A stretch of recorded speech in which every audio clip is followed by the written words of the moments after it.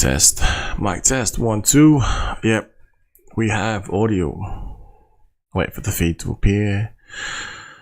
Alright, very good. Now, what is happening, Hexicans, crypto space, world? While we all sit back and wait for the latest tweet from Trump, or whoever else is your favorite person that has reappeared on the platform, one thing I'm noticing is the lack of facts coming from the mainstream media. So I thought I would present to everyone who cares to tune in, who wants to watch on the replay, anyone who wants to listen, anyone. I'm begging you, please listen. I'm not here to shill you anything. I'm in an unofficial manner in regards to anything, right? It just so happens I discovered a real cryptocurrency and a real person called Richard Hart, and a real cryptocurrency called Hex. It was able to give me back time. It turns out I'll be able to do one of the things I absolutely love voluntarily to help promote the sport, to help train other people. It's absolutely amazing. Thank you so much to Richard Hart. Not that he ever told me to do anything, but for creating and allowing my free will to discover it. Putting it into the world is what I'm saying. Now, other people may have also discovered it, and they probably will also want to thank Richard Hart. He created a cryptocurrency called Hex. It was able to give you back your time to pursue whatever you want to pursue, if the circumstances for you were favorable. Simple as that. You can't blame anyone else for your decisions. So let's look at FTX though, switching gears. FTX has done the biggest BitConnect-esque exit scam we have ever seen, on a scale that has never been seen before. I compare it to Bernie Madoff. That level of exit scam. That's insane. It's now affecting lots of different aspects of the legacy financial markets. It's affecting other exchanges. It's affecting people who gave away their fiat, who thought they got cryptocurrency, who then gave their cryptocurrency away to someone else. It's not to their custody, to someone else. And if you go to log into your account, this is what you're received with. Connection timed out. Connection timed out. That's not very good. So all I see is whinging, bitching. Oh, FTX hurt this person. FTX hurt that person. Oh, there's going to be all these creditors. Look at all this crazy stuff. Where's the money gone? Like, there's no talk of what could have solved this, because their talking points appear to be cryptocurrency bad. Their talking points appear to be regulation good. Now, that's why I've got in this screen, what was SBF lobbying for? What was SBF lobbying against? DeFi. What would have prevented this? DeFi. What exchanges already published real-time proof of reserves? DeFi. What will US regulators try and shut down? DeFi. Now, I'm going to harp on that point throughout this stream. I'm just going to leave it in the corner. I'm hoping it'll sink into someone. Hopefully someone watches this. I mean, I'm pretty sure most Hexicans are already aware of this. Not your keys, not your coins, and all that. So before I hit the FTX news, the stuff that you're not going to see in the mainstream media, right? You're not going to see it anywhere because it's paid for content. So if I thought, well, I may as well share it with the world. I'm not getting any financial benefit for doing this other than to add my take, my analysis on top of the analysis to try and help awaken someone else. Hopefully it can help them, and they too might be able to achieve a similar level of freedom with their time, so they can pursue their dreams and live the life that they were born into, as opposed to being born into the meat grinder, where we just get churned out. We get fed into the system, and we are a product of the system if we choose to engage with it.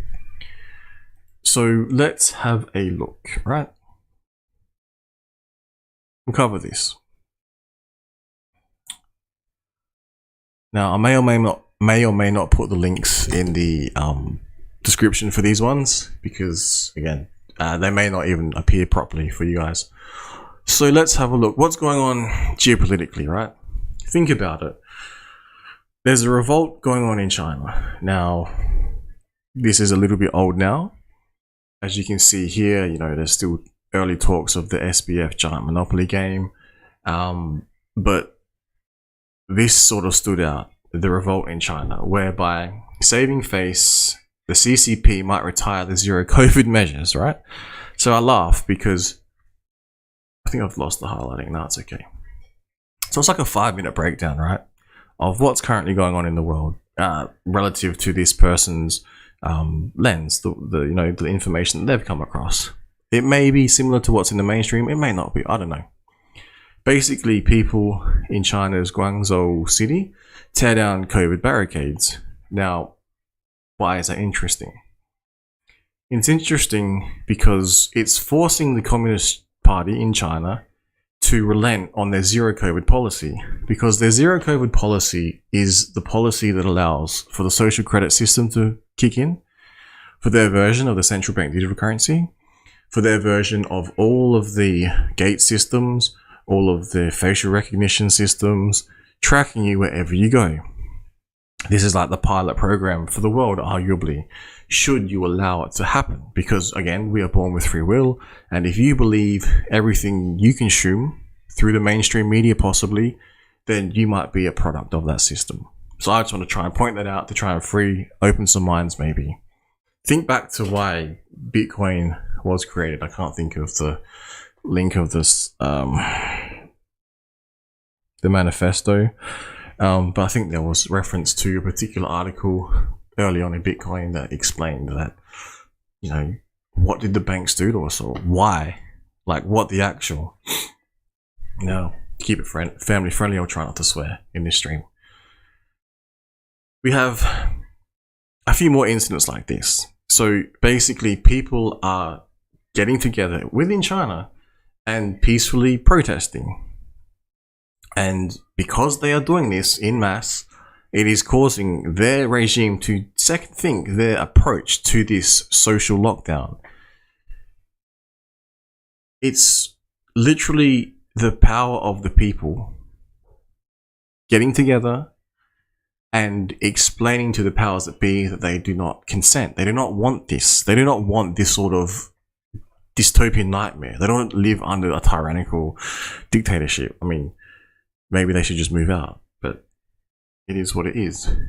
But it's things like this that I notice, and then I think, how can this be applied to everyday life? We have a look. Did you just idly accept everything that was, you know, explained to you by the government, why you need to do this, why you need to be locked down, why you need to do, like, have a certain medical treatment? Or did you question it? Or you're not allowed to question it? Then you saw presidents talking about things on Twitter. They were actually deplatformed. There was others before them. They were deplatformed. Banned first, shadow banned, then absolutely deplatformed. So they lost their voice in the town square to speak. This town square also happens to provide weather alerts, traffic alerts. It might tell you where there's a bushfire coming your way. So people who were shadow banned and banned off these platforms weren't even allowed to be receive those warnings. That doesn't sound very free and open to me. That doesn't sound very safe. Think about the people in China in their Great Firewall. Yeah, they got the Great Firewall to stop information getting in, because people, maybe they want to try and get in, they can't get in, that's why they got the wall up. But also, obviously, most people think of it, they can't get out, so they can't get access to information outside of what's given to them. So, going back to this article, this newsletter, Basically, it's not a stretch to say the lockdowns are testing the consent of the governed. And as evidence of this, protests across the country that took place in the streets and online have borrowed the lyrics from an old propaganda song. Without the Communist Party, there would be no new China to blame. Instead of thank the CCP for their current predicament. So the summary on that is, if you just you provide no resistance, then your lamb's being led to the slaughter. Simple as that. If you have no knowledge about cryptocurrency, you think FTX was everything, and you've lost everything because you didn't get taught better, then your lamb's to the slaughter. Think about it. It's pretty simple. It's frustrating though. Very frustrating. Talking to the parents today just about basic technology and understanding their lack of understanding of it. Then I thought, imagine if people like this were in government and were ruling over us all and had no idea what was actually going on. And then they're gonna be the ones to make regulations and legislation about all this because they read the mainstream news, they read the news articles, they read the newspapers. They're up to date, they're informed. Okay, if that's really, but that's how the world works. Like, it's really crazy. I'm not sure how we can punch through this, these talking points, these lack of facts everywhere. Like, is it possible? I'm honestly not sure at this point, because we're being funneled into these ghettos. So people who are allowed on Twitter are allowed on whatever social media they're on, and then if they're not allowed on Twitter, maybe they go over to a different platform and they're known for like being more right wing, and so the left wing don't like that platform, and then it's just a nightmare. It's just to get like divided. Together we stand, divided we fall, kind of stuff, It's really frustrating. I don't think this is what humanity was designed for, to be funneled and put in different little pens across now the internet, because evermore we're all constantly online, and this becomes an online presence, as opposed to just going outside and, I don't know, doing a hobby of something like that. The FTX Ukraine connection, right? So this is the lack of information on this one. It's probably not going to provide anything new because we do have, there's not much out there. Simple as that. And I'm not going to bring stuff to you that is pure hearsay or is rumor about a rumor, because that's what the mainstream media would feed off of. That's what Twitter would feed off of. That's what all the bullshit would feed off of. It's really frustrating. But sometimes, there is little bits of truths behind it and it gets released later on. So I'll do my best to bring this to you. Now, I don't know, we saw the mainstream media came out and they're like, oh, Russia's attacked Poland, like, not even thinking like what that would actually mean for the world. Like,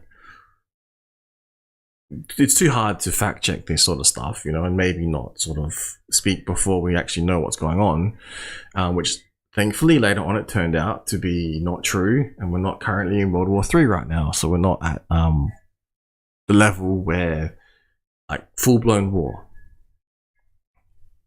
Thank God for that, seriously. Thank the heavens above. We haven't been blown off the map, or countries haven't been blown off the map, or infrastructure hasn't been affected, or God knows what could happen. The environment would be decimated. It's nightmarish, the situation we're currently in. Now, this is the angle that very few outlets are willing to even begin to probe. They basically there is like a blackout on this. Also because there's actually no facts behind it to present. So yes, you can have evidence and facts, out there, but does it necessarily mean anything? Because that particular fact by itself actually proves nothing. It's kind of like saying that, yeah, I'll read this and you should be able to understand this. I'm hoping I'm clear enough. Now, the Ukraine and the collapsed crypto exchange FTX. Now, before I showed you the FTX website, it literally looks like a BitConnect exit scam, but on levels unimaginable, affecting people, very famous people who are not willing to explain to the world, oh yeah, by the way, I didn't actually know what I was doing. They did anyway. It's frustrating. It's extremely frustrating. Got my doggy coming in. Maybe you come on stream with us. You can come on stream, buddy? Huh? No? Okay. Alright. So, I've highlighted this section. Yes, FTX co-founder Sam Bankman-Fried was the second largest donor to Democrats in the 2022 campaign cycle, behind George Soros. Now, but that fact in itself proves nothing. So, we can see here, you could say whatever you want, you could make whatever conspiracy theory you believe is true in your mind based on your understanding on how the world works. But that fact by itself proves absolutely nothing. Simple as that. So this is the thing, like people can't start making all these claims without backing it up with fact, because I want to see some people fry for this. I don't like what this has done to the cryptocurrency space. I do not like to see what this has, what's the word? Like the heat that it's brought on the cryptocurrency space as a whole. Because a person has rugged everybody. And the mainstream media then gets behind it and explains how this person, or how cryptocurrency is rugged. Has rugged everyone, and cryptocurrency therefore should be XYZ. And has anyone even, you know, where is this guy? How is he out and about? This is insane. I mean, maybe other people know this, I don't know. Again, I've been on the internet for a while. Next section I want to cover. Not a single major outlet has investigated or even acknowledged FTX relationship with the government of Ukraine. Clarenberg writes. So this is an interesting aspect because coincidentally or not, the Aid for Ukraine webpage vanished shortly before the FTX scandal went public. So there must have, it says you can still pull it up on an internet archive. There was a website, you know, help Ukraine with crypto. Don't leave us alone with the enemy. Now, I never heard about this until now. Again, I may or may not post the links at the bottom. I'm not sure if they'll work. So just how much money did Aid for Ukraine raise? And how was it spent? Let's have a look. As of April 1st, so this is an interesting read. Now, this is not a take that you're going to read on mainstream media. You might if you do some digging, but I don't think they're actually going to be talking about this. I'm yet to see it, and I'm being told this by this article that I'm reading here. As of April 1st, the old Aid for Ukraine webpage claimed to have raised more than 70 million from crypto donors, but on April 6th, the total was revised lower to more than 60 million. That total remained unchanged until the page went dark on October 26. Similarly to their actual webpage, you know, ftx.com. As for the expenditures, the new website offered additional detail, but only raised more questions. As Clarenberg reports, a breakdown of spending on the new Aid for Ukraine website states Kiev had spent a total of $54,573,622 in cryptocurrency donations by January 7th on a wide variety of equipment, vehicles, drones, lethal equipment, and other resources. Here's the thing. The old webpage showed from the time of launch on March 14th through April 14th, a total of $45,103,538 was spent. This means just $9,470,000 $1,084 was spent between April 14th and July 7th, a period in which the war developed into a bloody war of attrition, according to The Guardian. This leaves a gap of at least 5.5 million in the money aid for Ukraine, claimed to have raised in its initial weeks, and the funds it says it distributed in Ukraine. Okay, so no one wants to really talk about that on the mainstream media because, I don't know, it's a crazy conspiracy, or is it just simple facts that they just forget to utter out their mouths into the open? Like I said, instead they want to go over and over how people got wrecked and crypto's bad, regulation good. And that's why I've got this tweet up.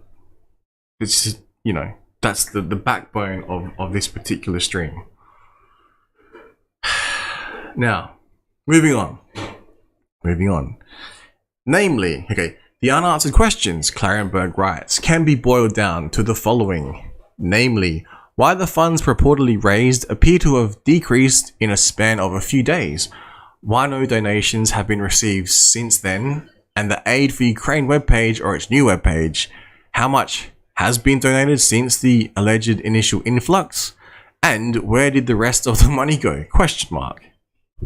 Where indeed, all we can do is examine the available facts, tease out where they might lead, and stay off top of any new developments. So stay tuned. So that's it.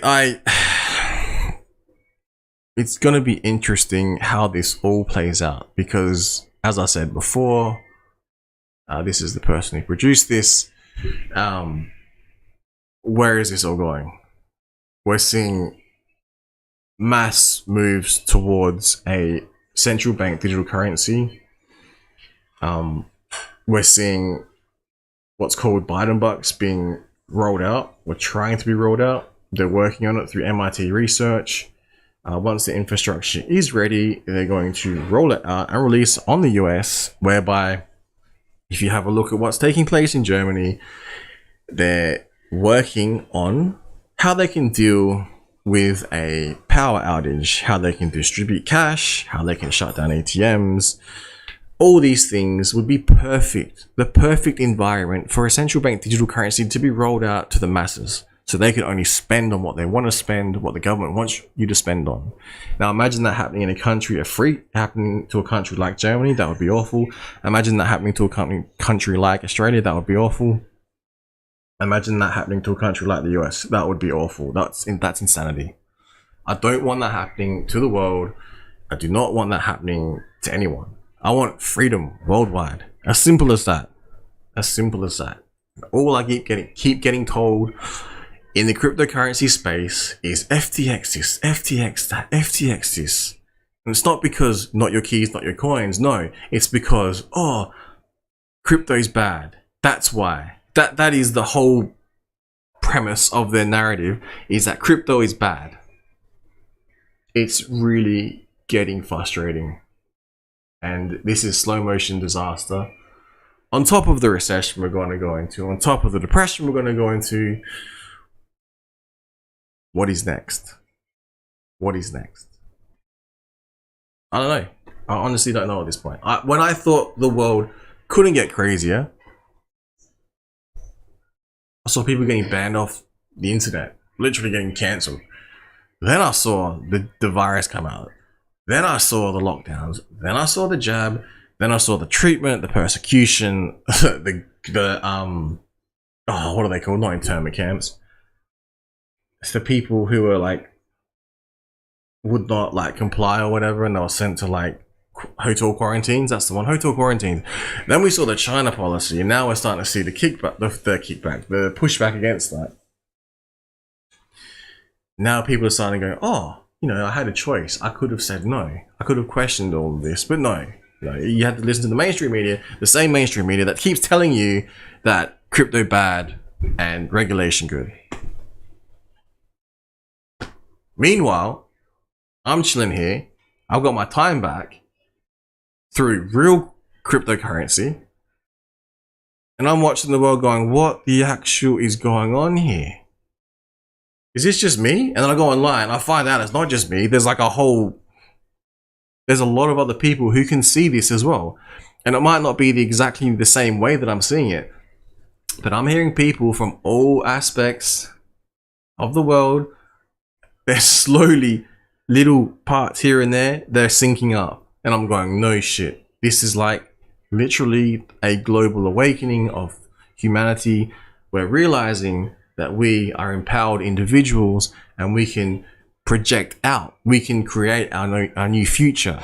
We're not subject to the cages that we're being funneled into by the Pied Piper. You gonna listen to the Pied Piper? You gonna read this garbage?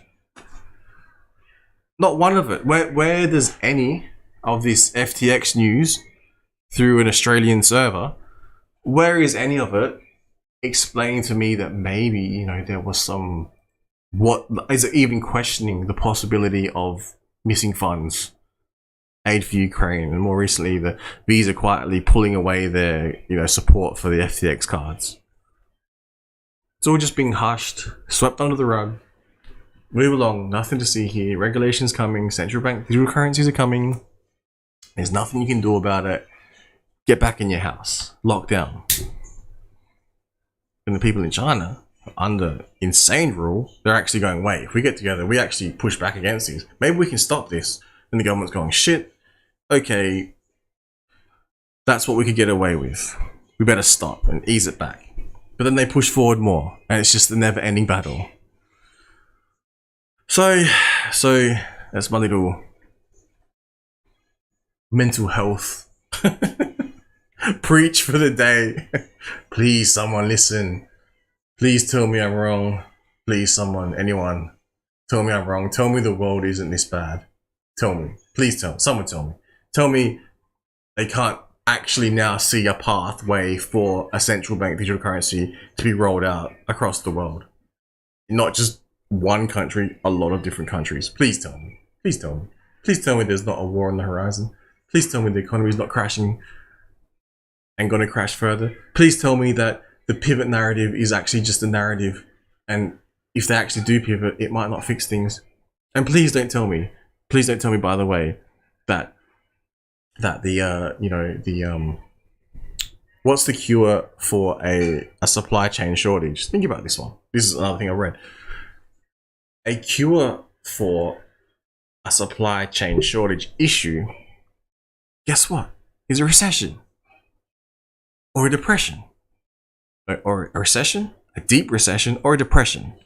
Those things cure a supply line issue that is not ever going to be fixed at this current rate. Now that's conspiracy time, because you could say, oh, it's all engineered by whom? But, you know, I don't know. Maybe it's a big algorithm that's figured this out, that maybe recession, deep recession, depressions have to cure this economy because it's so sick. It's so sick. Maybe add the FTX layer on top of this to really kick things off, you know? It's crazy to watch. All right, peace out. That's some uplifting news for you. It's not, man. It's. I just hope someone reads this. This is actually going on. I'm mind blown at this point. Yeah. All right. Peace out. All. Peace out.